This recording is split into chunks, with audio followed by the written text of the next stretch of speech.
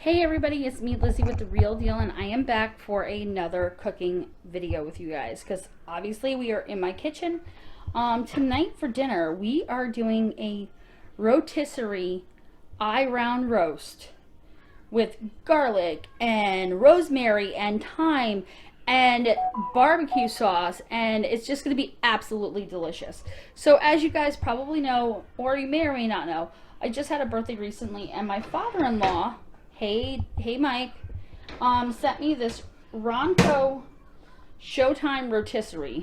Okay, and when I got this thing, I was like, what am I gonna do with this? And so far, I've made a rotisserie chicken. I have made a rotisserie pork loin, and tonight we are doing a rotisserie eye round roast. So when it came in this big giant box, which I don't have the box anymore, but it came with all these little lists of things here and there. Okay. And it also came with a set of gloves. It came with some rotisserie ties. It came with this little stand that is great for loading your meat. We're going to be injecting this with some of my favorite honey barbecue sauce. I'm going to be using a little bit of rosemary, a little bit of thyme. I love these things in the bags because I know that my herbs are fresh every time I use them. We're going to be using a little bit of real bulbs of garlic. Yes, no, I'm not using the squeezy garlic like I normally would. And I'm going to be using a 4.25 pound eye round roast. And now the eye round roast is got a little bit of marbling in it, and it's something that you want to cook low and slow. Generally, you would cook this in an oven, and you most certainly could do this recipe in the oven, but I would recommend, if you're going to do that, to sear your meat on all sides before you put it in your oven, just to lock in that flavor, and then cook it in your oven low and slow for about an hour, and until the internal temperature is about 135, and you're going to let it rest, and it'll come up to temperature like 140, which is for a rare eye round. If you like it medium, you can go a little bit longer, but you don't want to go too long because you don't want your meat to be tough. So I'm going to get a few things together, and we're going to make this baby. I am honestly excited to have you guys back in my kitchen cooking with me again, because I have honestly missed videoing. I was able to actually fix my camera where the tripod goes into place. I kind of actually took the camera apart and then put it back together. A little weird, but I managed to get it done. So, with the Runco rotisserie, what it basically recommends is about 15 minutes per pound. And this is about 4 pounds, so I'm going to check this at the 1 hour mark. I am going to be using garlic today. I am going to be using salt, garlic, pepper, anything that's going to flavor this piece of meat, because she's going to go into that rotisserie and I'm not going to touch her until she's done. So here we go. I'm going to unpackage my meat. I just put a little slit in the side of the plastic. I went to my grocery store this morning while I was doing Instacart, and I said, hey, I'm going to come back later on this afternoon, but I really want to do an eye round roast. Can you guys cut me about a 4 pound piece? Go to your local butcher or whoever, or your local grocery store, and they'll cut you off a nice piece. And I do see that it's got, when I take this out, I do see it's got a little bit of fat along here, which I'm going to take my knife that is very sharp, and I'm just going to come in here and I'm going to cut this little bit of fat off of it. Okay? It's not much. It's just enough to, and then make sure that my fingers are kind of out of the way, and you want a complete sharp knife to do this with. Had I realized they were going to leave that on there, I probably would have said, could you please just cut the fat off for me, because, well, let's face it, their knives are sharper than mine. But no means am I really losing that much. I'm losing about maybe, what, 2 ounces?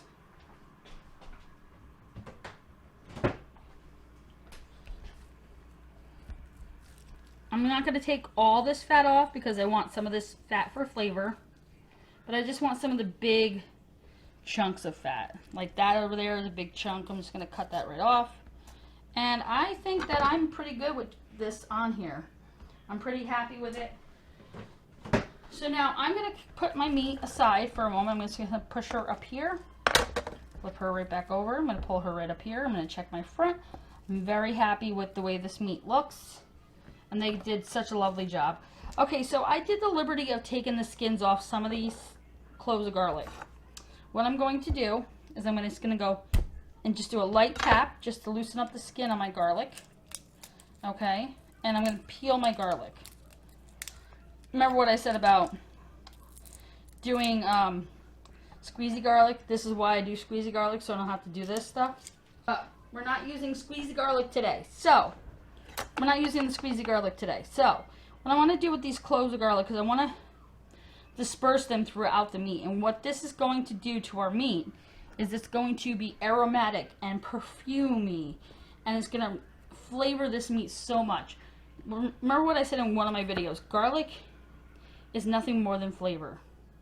So I'm just going to come in here and I'm going to do some light slivers of garlic. You by all means could inject this entire clove of garlic in your meat, but I want it to be throughout my meat. And I'm going to watch my fingers, and we're going to keep our fingers out of the way. Okay, if you have a mandolin, now is a great time to use it. But I'm just going to come in here and I'm going to slice my garlic. Okay.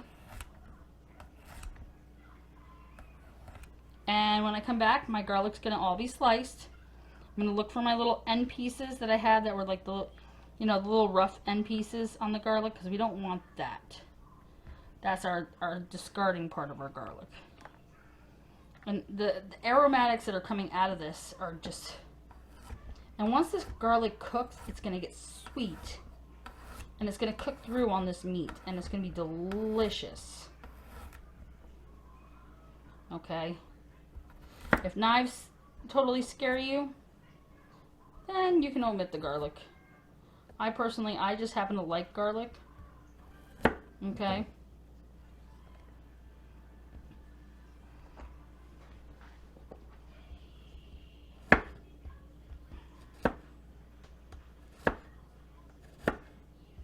And I'm not going to go really totally whole hog and push this right into the center, because this is all going to reach the center regardless. Okay, so now what I'm going to do is I'm going to grab my little paring knife. And I know you're going to say, Liz, you're putting a slit in this. It's going to leak out. No, no, no, no. I'm just going to go right underneath a little bit. I'm going to make a little pocket. Okay, you see how I'm making a little pocket? My finger can like basically fit through. And I'm going to pop a few pieces of garlic straight into that pocket. Okay. And it's going to, that garlic is going to sit in there. It's going to be delicious. And I'm going to make a little tiny pocket. And I'm going to pop another piece of garlic in there. Okay. And I'm not really going down here. I'm going more towards the top of it, because this top part's going to cook more than my center, because we want that nice pink center like everybody wants. And I want my garlic to kind of basically cook. But with this meat being around it, it's going to keep my garlic from burning. Okay, and it's going to perfume my meat. So I'm going to continue putting little slits inside my meat and popping a little sliver of garlic in there. And when I come back, we're going to season up the rest of this.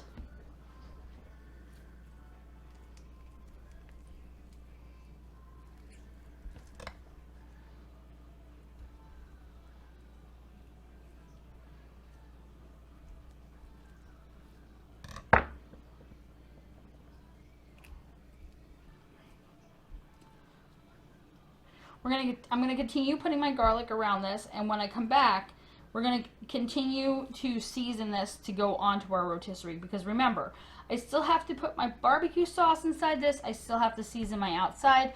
I have to get my spit out to put this on the spit to get into the rotisserie, and I'm probably going to have to scrunch this baby up because I don't know if she's going to fit because she's so long.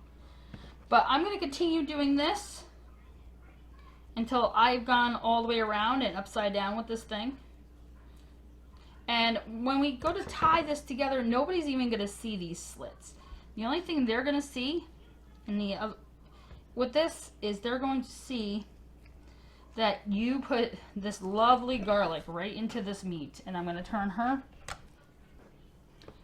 And you want to do this on both sides so that you make sure that you get garlic throughout this meat. Okay. I'm just putting one little tiny piece. If you're really a garlic lover, cut yourself a bigger slit and stick that whole clove right in there. Don't even worry about like slicing it. I'm a garlic lover, but not everybody in my household is, so I want to make sure that I don't overdo it with the garlic, because garlic is flavor, and it's a very strong flavor. Okay, so I'm going to continue doing this. When I come back, I will show you how we're going to finish up seasoning this before we even put it on our rotisserie. Okay, so I am back, and I am down to my last spot where I'm going to put the garlic in my roast. And I want you to see this. See this little, it's just a little tiny slit in the meat. And we're pre-treating this meat before we cook it so that this baby has so much flavor that, you know, my husband's going to think I spent like all day cooking. Okay, so now that this is done, I'm going to get the little bits of garlic that I have left over, and I'm going to put it aside. And I'm going to tell you guys, if you do not have a rotisserie, I would highly suggest buying one. I had no idea what I was going to do with this rotisserie, and I found out that I can do so many other things. So when you're doing the barbecue sauce and you're going to use one of these flavor injectors, okay, I would highly suggest putting it in a little cup so that you can bring it up, and also thinning out your barbecue sauce a little bit.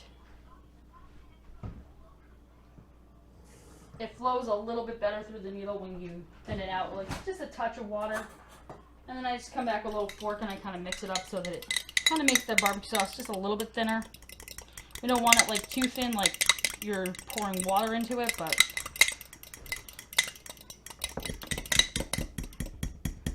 okay, that's about what I want. Okay, so we're going to lean this to the side because I want my needle all the way into the barbecue sauce. It's the best way to get it up there. Okay, I have a little bit in my syringe right now. And I'm basically just going to take the barbecue sauce. You don't need much. And I'm going to insert it into my meat, deep into my meat. I'm going to turn it a little bit. And I'm just going to inject my meat with some of this beautiful barbecue sauce. And that's going to flavor my meat beautifully. It's going to give this meat so much flavor going through it. And yes, some of this is going to come out with the spit. And I'm going to go in here and I'm going to grab a little bit more barbecue sauce. Okay. I'm going to continue going down my meat. I'm going to go from the angle here. And yeah. And what I'm loving right now is that not a lot of this is coming back up out of it, which is great. I'm not even seeing any on my cutting board. And I'm just going from all sides. And I'm just shooting barbecue sauce down in there. And we are almost there. Now, my needle here has literally 2 holes on it. So it works best if you totally submerge the needle into your barbecue sauce. You're just going to go around, and you can do this with beef, you can do this with chicken, you can do this with pork. Okay, I am done flavoring my meat. And I do have a little tiny smidge on my board, which I'm going to take a paper towel. In any sense, I'm going to take a paper towel.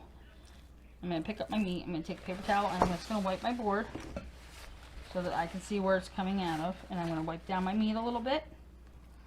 Okay.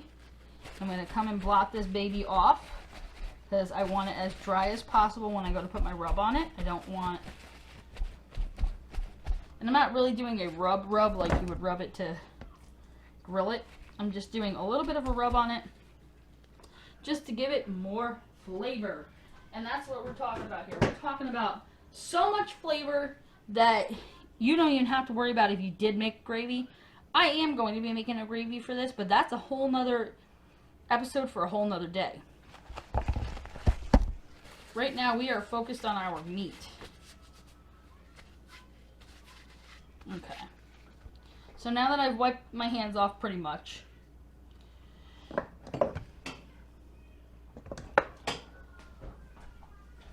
I'm going to come back here, and instead of just using my kosher salt, which I generally use kosher salt on just about everything, I am going to come back with my garlic salt, because this way I have garlic, salt, and parsley and all those things in with it.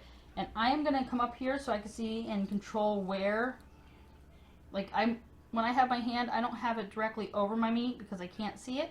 I bring it up high and I just sprinkle it on. We are just sprinkling this on. Okay? By no means do you really have to rub this in completely. Okay? You can give it a little pat if you want. I'm going to turn my meat a little bit because I want all sides. I'm going to come in and I'm going to put more meat, more of this lovely garlic salt on here. This baby is going to have so much, be packed with so much flavor tonight.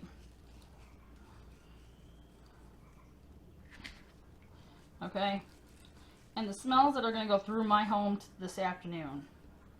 And thyme and rosemary, let me tell you, those two herbs together are beautiful. And it's just going to add another layer of flavor to this meat. Okay? And I'm just going to take my little fingers and I'm going to rub a little bit on the sides so that I make sure everybody's all covered. And that is really all she really needs, folks. I see a little spot that's a little bit bare, so I'm going to come back with a little bit more. Okay. My hands are very dirty, so I'm going to give them a quick wash. Okay, so I hope you guys can see this meat and how lovely she looks already. I'm going to put this lid back on here. Okay, and now for my herbs. Actually, before I do my herbs, it came with some elastic kitchen twine. You don't have to use this. You can just use like a regular thing of kitchen twine, which I bought this one because I didn't know it came with it for like $3 at my local grocery store. We have a fantastic grocery store that's like 5 minutes from my house. So I just got done opening up my rosemary, and the smell, oh, I love the smell of rosemary. Okay, so I'm going to focus this back down on my meat for a little bit, and then I'll come back and talk to you guys for a few minutes. Okay, so basically what I want to do before I even put my rosemary or my thyme on there is I want to get my thighs ready to go. So I'm just going to lift up my meat, and this is not by any means any fancy tying that we're going to be doing, okay? We're going to do maybe about 3 or 4 ties along the way here, okay? But I want to get my thighs ready, okay? And I am going to be putting thyme and rosemary on the top and the bottom of this. But why am I getting my ties ready already? Because I just want to be able to go like this and tie it when I'm done, okay? Once the thyme and the rosemary are on there, that's all I want to do. So I know that I have this spot right here, okay? I'm going to roll this down, and I can see where this meat has been resting on the ties because I can see all the salt and whatnot on it. So I'm just going to come and I'm going to take a couple of sprigs and I'm going to put them within the areas of the ties. Okay, I'm going to put some rosemary here. I'm going to grab a little bit more rosemary. Okay, and this is all I want to do with this. We're not putting the rosemary inside the meat. We're going to do it on the outside of the meat because this is going to perforate the smell inside the meat. It's going to get very aromatic. I'm going to take a little bit of thyme, put it next to the rosemary, and this is going to be the book that she wrote. The smells that are going to be going through my kitchen is just unbelievable. The smell that's going to be going through my kitchen and my apartment. Okay, now I want to roll my meat back up. Okay, I'm going to get rid of these little ties. And now that my meat is perfectly on top of those little sprigs of rosemary and thyme, I'm going to come back, and instead of putting it on top of the ties, okay, instead of putting it on top of the ties, and if anybody shifts, we can always fix it. Okay, we are going to take and we are going to put rosemary on top of this. Look at this, guys. I'm going to bring you over and show you guys this in a moment. But I want these beautiful sprigs. I mean, all I gotta say is these little sprigs of rosemary are absolutely gorgeous. Okay, and that is the book that she wrote, and that can go into my thank you for coming pile. Okay, I'm going to spread these little rosemary leaves out just a little bit more. And I'm going to come back in here with some thyme and put it right with the rosemary. Okay. And if anything falls off, it's okay. Okay, so we are almost there, you guys, and ready to put this on our spit. Okay. I am not a fancy tyer. Okay. And I'm not going to tie anything this way because this has to be, my spit has to be inserted into my meat. Okay. So now that we have this, we are just going to come back here with our little ties. And our ties are basically just going to hold our herbs onto this roast. Okay. And we are going to tie this down completely. I'm going to put a nice little knot in it. Okay.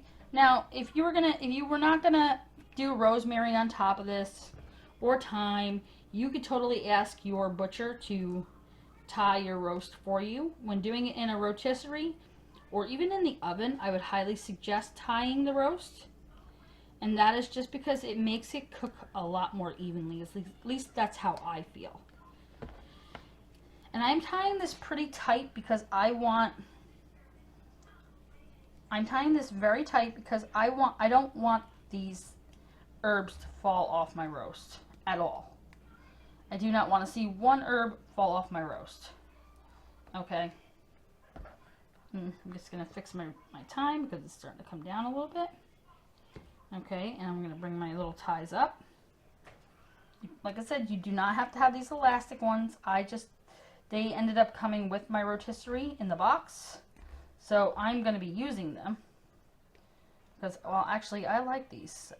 So, okay. So, like so, we have that. Now, you see we have these long, long strings here. We're just going to come back and we're going to trim these as close to the roast as possible. And that is our tied roast. How simple was that, right?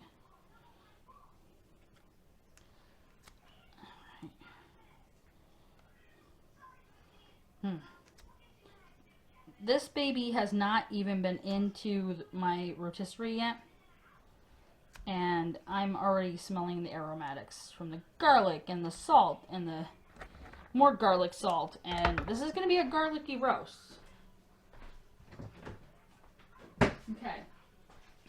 So, one ingredient that I did forget that by now, if you've been watching any of my episodes of me cooking, you know I do like to add one extra ingredient, which is a little bit of cinnamon to everything I cook. And I just put a little smidge around. I'm not going to do it on all sides, but it's just a smidge. It's a little warming spice. A little bit of cinnamon. Makes everything taste good. Okay, so our roast is now ready to go into our rotisserie or on a rack in your oven, wherever you want to put that. It's ready to go.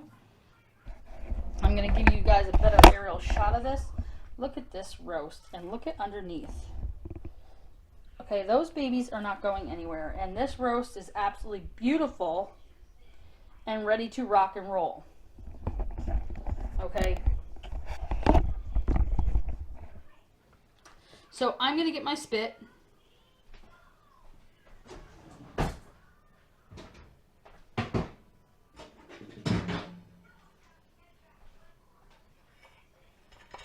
Okay.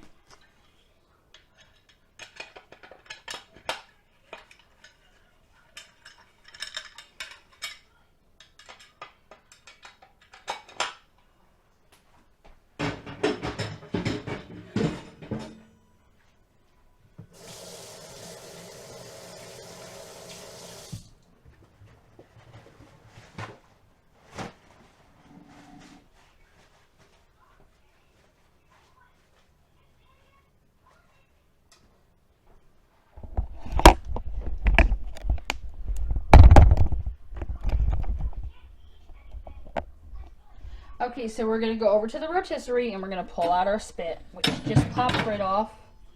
Okay, and I'm going to come over here to, which I know I have a very small countertop, but I'm going to come over here and I'm going to put my loading tray right here. Okay, and this thing basically makes it so that I can take, I'm going to move the roast, this and balance it on here, because this piece actually comes apart so that we can load our spit. And basically it's got a little hole where the wheel is, okay?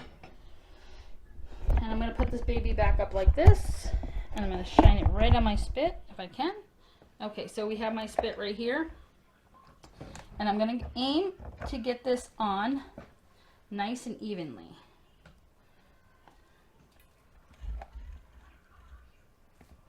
Okay, and I'm going to kind of guide it down very gently. And if I do it right, that spit's going to come right out through the middle just like it did. She's ready to go on my rotisserie. I do not have to do anything else with this, but go like this with my little wheel. Line it up. Make sure it's already lined up. It's not, so I'm going to pull this off.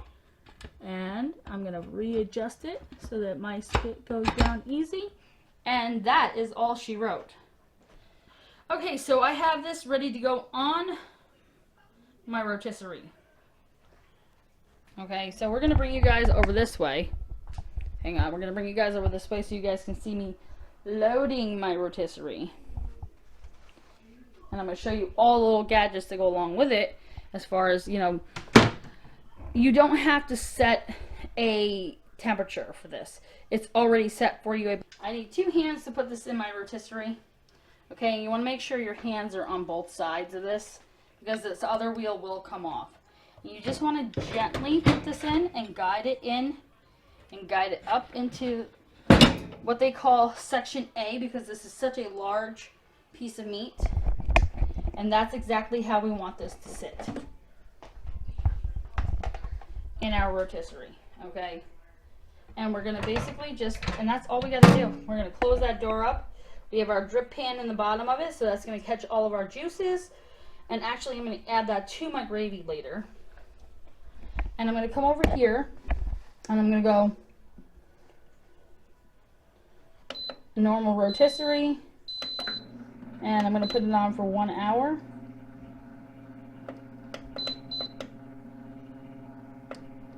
Okay? And that is exactly what she's going to do. She's going to sit there, and she's going to spin, and she's going to get all cooked and delicious. And I'm going to check on her in an hour with my meat thermometer and see if she is at least 135. If she is, I'm going to pull her out, and I'm going to let her rest for about a half hour. And that is all she wrote. Yes, I know it took us a while to get this prepped and ready to go, but it's, like I said, this is Sunday dinner. And I don't think I did a very bad job tying her. She looks pretty even to me. Like I said, this is a rather large roast. Most people usually get about a 2 or 3 pound. I got a 4 pound because, well, I have a little bit of a larger family. And I like to make sure I have extra so that I can bring my mom, who lives by herself, dinner. So, with that said, I will be back when this is done cooking, and I will show you the end result. With that said, I will be back about part way through this so you guys can kind of see how she's doing. So, I'll be back in about a half hour. In the meantime, I'm going to clean up my kitchen and actually make myself some lunch. So, I'll see you guys in a half hour.